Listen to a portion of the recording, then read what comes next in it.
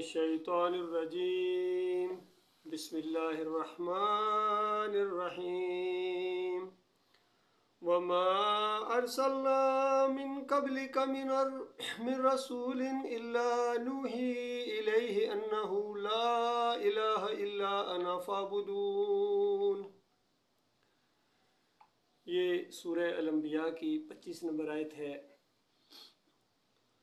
پورا قرآن اسی ایک نقطے کے گرد گھومتا ہے، اور یہ آیت اس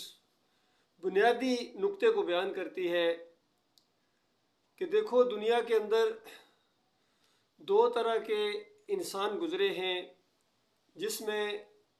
ایک بڑی اکثریت انسانوں کی ہمیشہ دنیا کے اندر گم رہی ہے۔ اسی دنیا کو انہوں نے اصل سمجھا،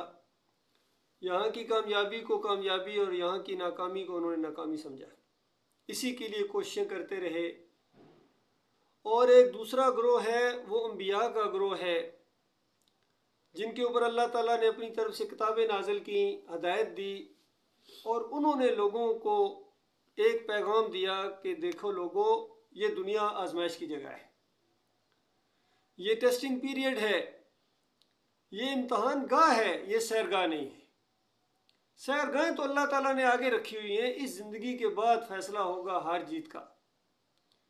کون جیتا کون ہار گیا، کون سمجھدار تھا کون بیوقوف تھا، وہ فیصلہ ہونے والا ہے، اور وہ فیصلہ ہوگا اس نقطے کے اوپر جو تمام انبیاء کی ایک دعوت تھی، وہ الہ کا مسئلہ۔ اس آیت کے اندر بتایا گیا کہ ہم نے جو پیغمبر بھی بھیجے ہیں، وما ارسلنا من قبلک من الرسول، کہ رسول جو بھی بھیجے ہیں، انبیاء جو بھی بھیجے ہیں، الا نوحی الیہ،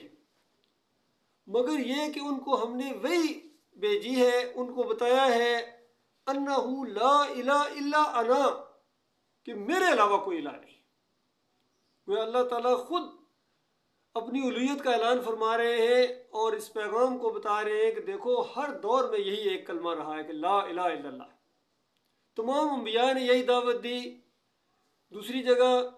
ایک آیت کے اندر تمام انبیاء کی دعوت بیان کی گئی کہ وَلَقَدْ بَعَثْنَا فِي كُلِّ أُمَّةٍ رَسُولًا أَنِ اعْبُدُوا اللَّهَ وَاجْتَنِبُوا الطَّاغُوتَ۔ وہاں بھی دیکھیے تمام امتوں کی طرف جس جگہ جس علاقے کے اندر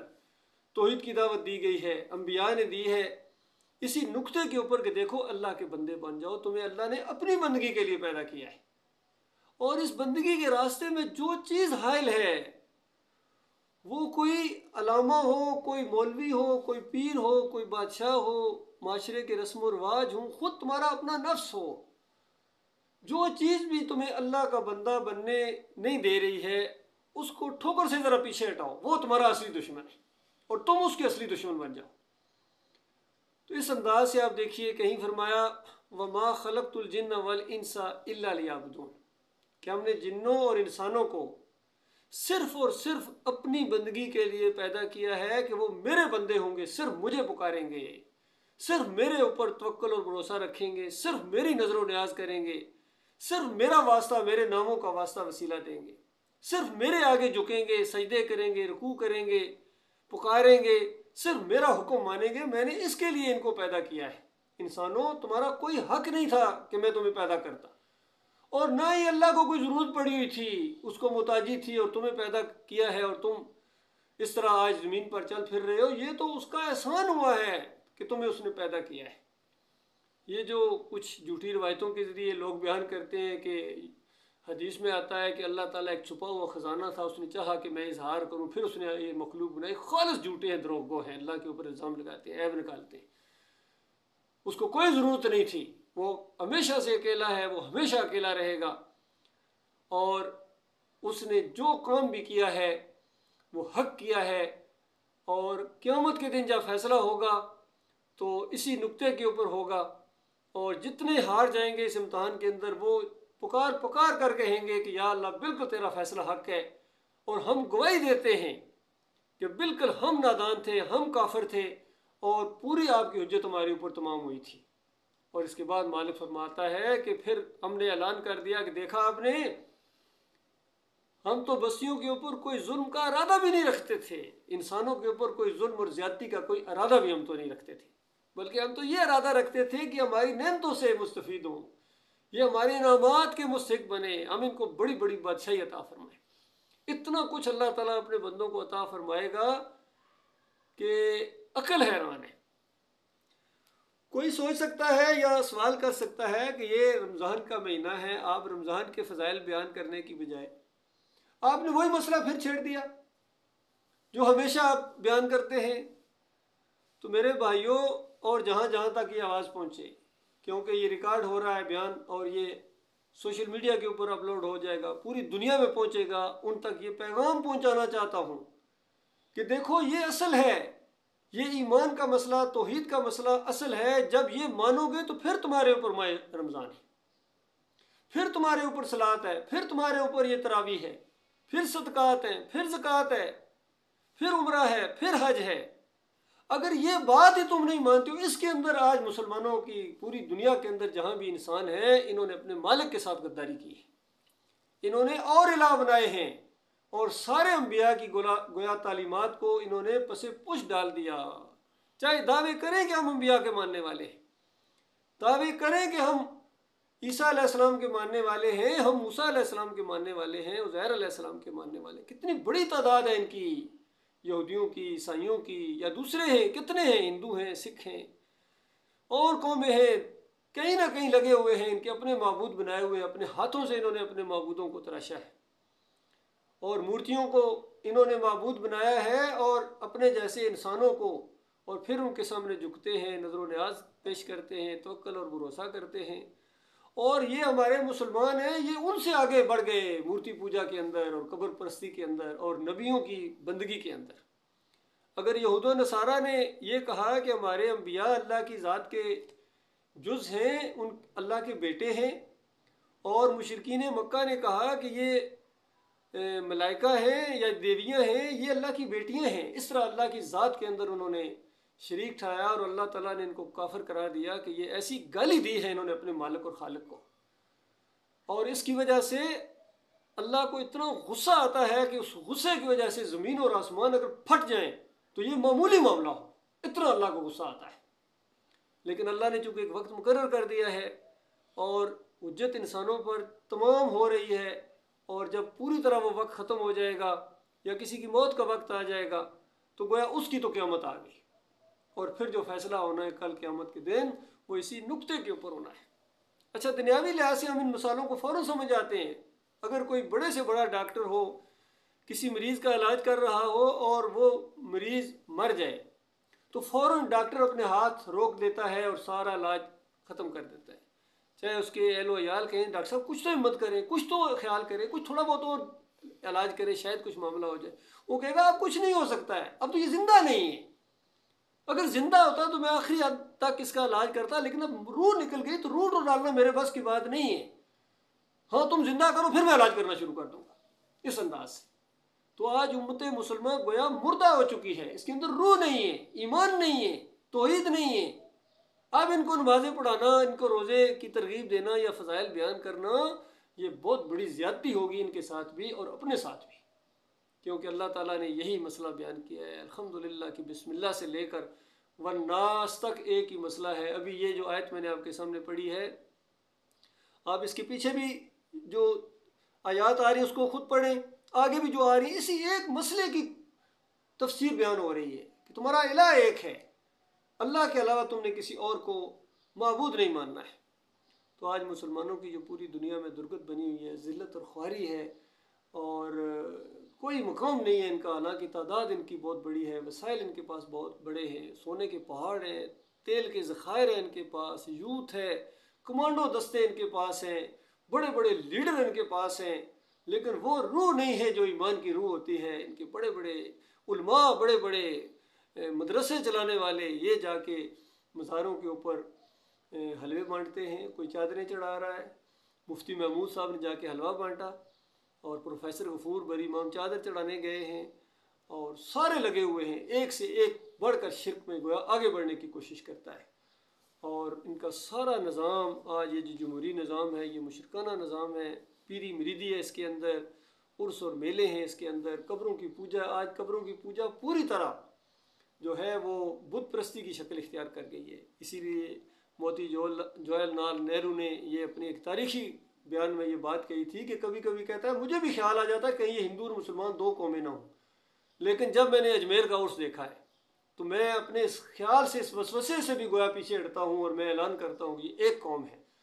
صرف ان کی زبان مختلف ہے. ہندو اپنے مہاراج کے سامنے کھڑے ہوتے ہیں اور ڈنڈوت کرتے ہیں، وہاں ڈنڈوت کہتے ہیں اس کو، ماتھا ٹیکتے ہیں، ڈنڈوت کہتے ہیں مہاراج کی ڈنڈوت کی. اور یہ مسلمان ہیں، یہ اپنے مزاروں کے سامنے جا کر سجدہ کرتے ہیں تو ڈنڈوت تو نہیں کہیں گے کیونکہ عربی بولتے ہیں یا اردو کی اس طرح استعمال کرتے ہیں، تو یہ کہتے ہیں ہم نے سجدہ تعظیم ہی کیا ہے. ہم وہاں جا کر بھجن گاتے ہیں، یہ مسلمان قوالیاں گاتے ہیں. ہم وہاں پرشاد بانٹتے ہیں، یہ مسلمان نظر و نیاز بانٹتے ہیں. یہ ایک مسئلہ ہے، ان کی بنیاد ایک ہے. تو اللہ کے بندو، اگر یہ مسلمان اس طرح نہ کرتے تو وہ کیوں اس طرح کہتا؟ اگر یہ مسلمان اوپر والے کو صحیح معنوں میں اوپر والا مانتے، حالانکہ سارے یہاں کتنوں سے بات ہوتی ہے، ہندوؤں سے بھی، سکھوں سے بھی اور کرسچن سے بھی ہوتی ہے، سارے کہتے ہیں ہاں جی وہ اوپر والا اوپر والا اوپر والا. بھائی اوپر والا تو پھر صرف اوپر والا، یہ نیچے جو تم کرتے ہو ہمیں اس سے اعتراض ہے.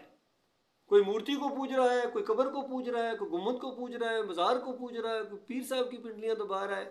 سب تو نیچے والے کی بندگیاں ہو رہی ہیں.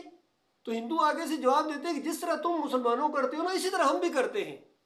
تو اگر یہ مسلمان یہ انداز نہ اختیار کرتے اپنے مولویوں اور پیروں کے کہنے کی وجہ سے، صوفیوں کی کہنے کی وجہ، خاص کر صوفیوں نے وہ عدم مچایا ہے، اللہ جانتا ہے. ان کی کتابیں پڑھو تو عقل حیران ہوتی ہے کہ یہ کون سے دین کے یہ پرچار کرنے والے تھے. کوئی صوفی اٹھاؤ، عبد القادر جیلانی کی کتابیں اٹھاؤ، محی الدین چشتی کی کتابیں اٹھاؤ، علی اجویری کی کشف المحجوب پڑھو، ایسے ایسے شرکیہ واقعات ہیں کہ بیان نہیں کیے جا سکتے. پیر صاحب دلوں کا حال جانتے ہیں، پیر صاحب یہ کر سکتے ہیں، مشکل حل ہوتی ہے ان کے مزاروں پر آؤ تو سب کچھ یہاں موجود ہے. مجدد الافسانی کے ملفوظات پڑھے، کہتے ہیں نبی علیہ السلام کی پیدائش عام انسانوں کی طرح نہیں ہوئی ہے، بلکہ یہ تو نور کا معاملہ ہے، نور میں نور اللہ کا معاملہ ہے. اللہ نے اپنے نور سے ان کو پیدا کیا ہے. اندازہ لگائیے، سب ہر طرف نور نور کی پکاریں یہ جو لگی ہوئی ہیں، یہ اسی وجہ سے کہ بڑے بڑے حضرات ہیں، اس میں اشرف علی تھانوی ہوں، اعلیٰ حضرت ہوں، سارے یہی کہتے ہیں کہ اللہ نے اپنے نور سے ان کو جدا کیا ہے. تو بتاؤ، یہ تو وہی مشرکانہ عقیدہ جو یہود و نصارہ کا تھا کہ ہمارے انبیاء اللہ کی ذات کے ٹکڑے ہیں. اور اللہ فرمایا لیس کمثلہ شیء، میری کوئی مثال نہیں ہے، کہاں سے مثال لاؤ گے؟ اور نور یہ تو میری مخلوق ہے. وجعل الظلمات والنور، سورہ الانعام کی پہلی آیت ہے کہ مالک فرماتا ہے میں نے نور کو پیدا کیا ہے. اور ام المومنین فرماتے ہیں عائشہ رضی اللہ تعالیٰ عنہ کہ تم جانتے ہو کہ اللہ تعالیٰ نے انسانوں کو یعنی مٹی سے پیدا کیا ہے، جنات کو آگ کے شعلے سے پیدا کیا ہے، اور فرشتوں کو نور سے پیدا کیا ہے. فرشتے نوری مخلوق ہیں، اور خاکی کو اللہ تعالیٰ نے عزت دی ہے. ایسی بہترین مخلوق اللہ تعالیٰ نے یہ بنائی ہے کہ اگر یہ اس ایمان کے مسئلے میں پاس ہو گئی، امتحان صرف ایمان کا ہے، آخری لمحے تک آخری اس کا سانس آئے اور اس کے ایمان کے اندر شرک کی ملاوٹ نہ ہو، یہ صحیح معنوں میں ہدایت یافتہ ہے. اور امن و سکون ان کے لیے ہے. اللہ تعالیٰ نے ایسوں کے لیے اتنا کچھ وہاں تیار کر کے رکھا ہوا ہے، ایسی بادشاہی اللہ تعالیٰ نے ان کے لیے تیار کر کے رکھی ہوئی ہے کہ اگر کوئی آخری جو جنتی ہوگا، جو ایمان بالکل ٹھیک لے کے جائے گا، حتیٰ کہ گناہ گار سے گناہ گار تر انسان، پوری کائنات کو گناہوں سے بھر دینے والا، لیکن مشرک نہیں مرا ہے، تو نبی علیہ السلام کی حدیث کی روشنی میں اس دنیا، یہ ارتھ پلینٹ ہے، اس سے 50 گنا بڑی بادشاہی اللہ تعالیٰ اس کو دے گا. یہ آخری جنتی ہوگا جو جہنم سے نکلے گا اپنی سزا کاٹ کے. اللہ جانتا ہے پتہ نہیں کتنے عرصے، اللہ ایک لمحے کے لیے بھی اپنی پناہ میں رکھے. ہم جہنم کی سے اللہ کی پناہ مانگتے ہیں. ایسا خوفناک، اس کی جھلک دیکھنے کے بعد انسان پوری دنیا کی خوشیوں کو بھول جائے گا. ایسی جہنم خوفناک جہنم ہے. اور جو مومن وہاں بڑے بڑے اعمال لے کے جائیں گے، اپنے مالک اور خالق کے پاس جائیں گے، اور بڑی بڑی جنتیں جن کو اللہ تعالیٰ عطا فرمائے گا، وہ اب اس سے خود اندازہ لگائیں کہ کیا کچھ اللہ تعالیٰ عطا فرمائے گا. ہمیشہ کی جوانی، ہمیشہ کی بہاریں،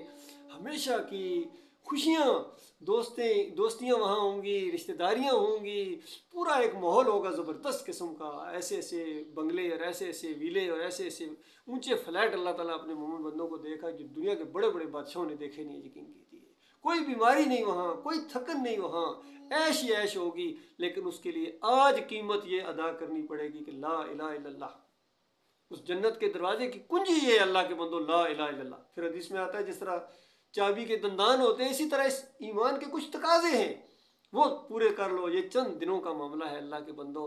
اور اللہ تعالیٰ کا کتنا بڑا احسان ہے کہ چند سالوں کی اس نے صرف آزمائش مانگی ہے چند، اور یہ آزمائش ایک لمحے بعد بھی ختم ہو سکتی ہے، یہ کسی کو کوئی پتہ نہیں میرا کتنا وقت رہ گیا ہے، لیکن اللہ کا جو مطالبہ ہے کہ اپنے عزائم کو مضبوط کرو کہ اگر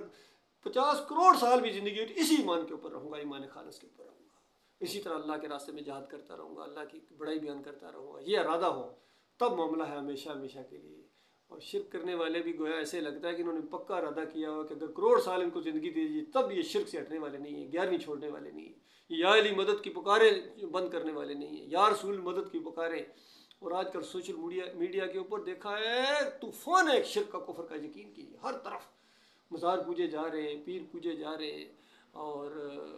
چادریں چڑھائی جا رہی ہے، تعویذ گنڈے کا زور ہے، ہر وہ چیز ہے جس سے اللہ تعالیٰ نے منع کیا تھا، نبی علیہ السلام نے جس کو شرک اور کفر قرار دیا ہے، جس کے خلاف نبی علیہ السلام لڑتے رہے ہیں، علی رضی اللہ عنہ لڑتے رہے ہیں، اور لوگ صحابہ کرام نے جنگیں کی ہیں جن کے خلاف، آج ان مسلمانوں نے وہی طریقہ اختیار کیا ہے، اور دعا مانگتے ہیں یا اللہ ان لوگوں کے راستے پر چلا جن پر تو نے انعام کیا، انعام یافتہ لوگوں کے اوپر ہمیں چلا، لیکن چلتے ان کے اوپر ہیں جن کے اوپر اللہ نے لعنتیں بھیجی ہیں، جو گمراہ ہوئے یہود و نصارہ کے راستے پر چلتے ہیں، کیونکہ نبی علیہ السلام نے لعنت ان کے اوپر اسی وجہ سے بھیجی تھی کہ انہوں نے اتخذوا قبور الانبیاء والصالحین مساجدہ، انہوں نے اپنے انبیاء اور صالحین کی قبروں کو جا کے مساجد بنایا، سجدے کیے۔ بتاؤ اللہ کے بندوں، انبیاء کی قبروں کو جب سجدے کیے جائیں تو اللہ لعنت بھیجتا ہے، کیونکہ انبیاء کی تو یہ دعوت نہیں تھی، انبیاء کو سجدے ثابت کرنے والے، انبیاء کو مشکل کشا داتا دستگیر سے ثابت کرنے والے، واسطے وسیلے والے، یہ قرآن کے پہلے صفحے کے انکاری ہیں۔ افسوس ہوتا ہے یہ باتیں سن کے۔ دیکھیے محمود الحسن صاحب نے قرآن کے پہلے صفحے کے اوپر لکھ دیا کہ اللہ کے مقبول بندوں کو خالص واسطہ رحمت الہی سمجھ کر پکارا جائے، تو اللہ ہی کو پکارنا ہے۔ اتنے بڑے بڑے علماء جب شرک کے انجیکشن دیں تو یہ امت کہاں جائے؟ اب ان کے اوپر کوئی نہ روزہ فرض ہے، نہ نماز فرض ہے، نہ زکوٰۃ فرض ہے، نہ عمرہ، نہ حج، ان کے اوپر صرف ایک ہی چیز فرض ہے، وہ جہنم کی آگ ہے جس کے اندر لازمی ان کو جانا ہے، جہنم کی آگ منہ کھولے ان کا انتظار کر رہی ہے۔ اس لیے جو صحیح معنوں میں عقل رکھتے ہیں اور خیر خواہ ہیں اپنے اور اپنے اہل و عیال کے اور اپنی قوم کے اور ساری انسانیت کے، ان کو یہ دعوت اٹھانی چاہیے کہ لوگوں الہ تمہارا معبود تمہارا ایک ہے، اس کے علاوہ کوئی اور نہیں ہے۔ باقی فضائل جو ہیں وہ مخلص مومنوں کے لیے ہیں، اور اتنے بڑے فضائل ہیں کہ عقل حیران ہے وہاں بھی۔ نبی علیہ السلام نے فرمایا کہ اللہ تعالیٰ کہتا ہے کہ میرے ہر عمل کی کوئی نہ کوئی حد ہے، جس طرح کوئی 10 گنا، کوئی 100 گنا، کوئی 700 گنا، اور اس سے بھی اللہ تعالیٰ نے آگے بڑھانے کا بھی وعدہ کیا ہے۔ ہر عمل کی کوئی نہ کوئی حد ہے، لیکن مالک فرماتا ہے اس روزے کی کوئی حد نہیں۔ انسان تم کاؤنٹ نہیں کر سکتے ہو، تمہارے یہ کمپیوٹر اور تمہارے یہ کوئی مخلوق اللہ تعالیٰ کی فرشتے تک کوئی اس کو کاؤنٹ نہیں کر سکتے۔ اللہ نے کتنا بڑا انعام تیار کر کے رکھا ہوا ہے روزے داروں کے لیے، اور مومنوں کے لیے یاد رکھنا، پھر مشرکوں کے لیے نہیں، جنہوں شرک کرے اللہ کے ساتھ ان کے لیے تو یہ اعمال برباد کر دیے جائیں گے۔ اتنا سادہ سا مسئلہ، اللہ کے بندوں، کیا جاتا ہے کہہ دو اللہ داتا ہے، علی جویری داتا نہیں، بس اتنا مطالبہ اس نے کیا۔ کیا جاتا ہے کہہ دو اللہ سچا ہے، اور یہ صوفی سارے اور یہ محمود الحسن ہوں یا اعلیٰ حضرت ہوں یا ابو الاعلیٰ ہوں جنہوں نے یہ شرک سکھایا ہے، یہ جھوٹے ہیں، ان سے ہمارا کوئی تعلق نہیں ہے۔ اگر ان کے ساتھ تعلق ہے پھر اللہ کے ساتھ تمہارا کوئی تعلق نہیں۔ یاد رکھنا یہ بڑا نقطہ ہے، میں بالکل ہاں کے پکارے یہ بات کہہ رہا ہوں۔